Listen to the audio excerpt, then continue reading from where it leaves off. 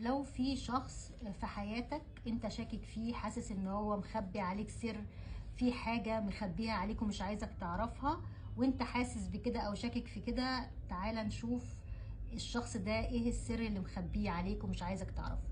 معانا مجموعتين، المجموعة الاولى هتبقى بالحجر البينك ده، والمجموعة التانية هتبقى بالحجر الازرق ده. حط الشخص ده في بالك وصفي نيتك كده وسمي الله، واختار مجموعة من الاتنين، المجموعة الأولى أو المجموعة التانية. اختار بإحساسك، يعني المجموعة اللي تشدك أو الحجر اللي يشدك اختاره. معانا الحجر البينك والحجر الأزرق. هديكوا 5 ثواني كده تختاروا، وهنبتدي نشوف الشخص ده ايه السر اللي مخبيه عنك.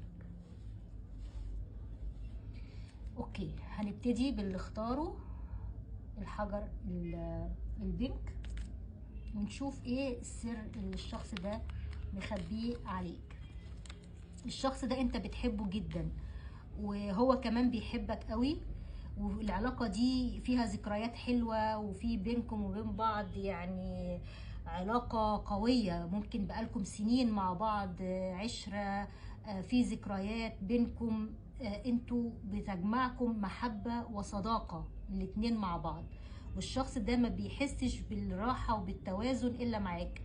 الشخص ده يعني بيحبك جدا وانت كمان بتحبه قوي. ايه السر اللي الشخص ده مخبيه عليك؟ ان هو بيبقى عايز يبقى معاك في علاقة رسمية. لو انتوا مش متزوجين فالشخص ده نفسه يتزوجك ويجيب منك اطفال، بيحلم بكده، ده حلمه اللي هو بيتمناه وهو بيسعى له، وبيحاول يجتذبك بأي شكل، بيحاول يشدك ليه بأي شكل. ممكن يكون بيعمل لك جذب، بيعمل لك تخاطر، بيعمل لك يعني اللي هو الجذب عن طريق حد روحاني او كده. الشخص ده السر اللي مخبيه عنك انه هيعمل اي حاجة في الدنيا عشان انت تبقى معاه، لانه ما بيحسش بالسعادة اللي معاك. الشخص ده اكتر حاجة يعني يتمناها في الحياة ان انت تفضل معاه وتفضل جنبه، وانه بيبقى سعيد جدا معاك. ولو انتم ازواج فعلا وفي علاقة، فالشخص ده عايز يعني اللي بيخبيه عليك ومش عايزك تعرفه كم السعادة والراحة اللي بيحسها في وجودك، وان انت بالنسبة له امل في حياته، وهو منجذب لك جدا جدا، وبيحاول يعمل لك طاقات بقى علشان تفضل معاه وتفضل جنبه وما تسيبهوش. ممكن يكون بيعمل لك بقى سحر، بيعمل لك تخاطر، بيعمل لك جذب، في حاجة هنا هو بيعملها روحانية علشان تفضلوا مع بعض للأبد وتعيشوا في سعادة مع بعض، أيا كان بقى الطاقات اللي هو بيعملها، بس هو يعني بيحبك جدا وانت كمان بتحبه قوي. يمكن هو مش عايزك تعرف ان هو قد ايه سعيد بيك، وقد ايه عايزك تفضل معاه باي شكل، ومنجذب لك جدا، علشان يعني ممكن يخاف ان انت مثلا تشوف نفسك عليه او تتغر عليه شويه. لكن هو في منتهى السعاده بالنسبه لك، رغم ان هو ممكن يكون عطاؤه ليك مش قد كده، بس هو بيحبك وبيعشقك. طب حلو كويس. طب المجموعه التانيه بقى اللي اختاروا الحجر الازرق ده، ايه السر اللي الشخص ده مخبيه عليك؟ الشخص ده يعني عنده طاقة فيري جدا ناحيتك، عينه عليك ومركز معاك جدا، ممكن يكون يعني بيتحداك شوية وشايف نفسه شوية عليك. الشخص ده اللي هنا في المجموعة التانية شخص قوي الشخصية وطاقته نارية جدا، يعني بيحب الحماس وبيحب الشغف، بيحب العلاقات الجسدية، بيحب دايما العلاقات اللي هي فيها اكشن وفيها حركة.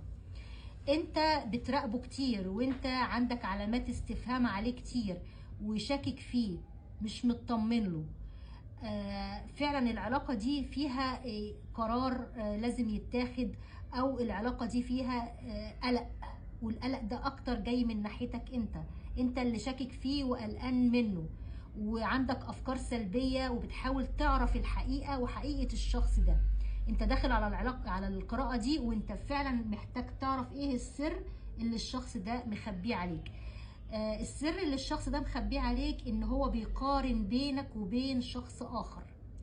ممكن يكون هو متزوج وانت ما تعرفش، او هو في وضع استقرار مادي عالي جدا ومش قايلك، بس هو عينه عليك وبيبص عليك، لكن بيبص على اختيار تاني.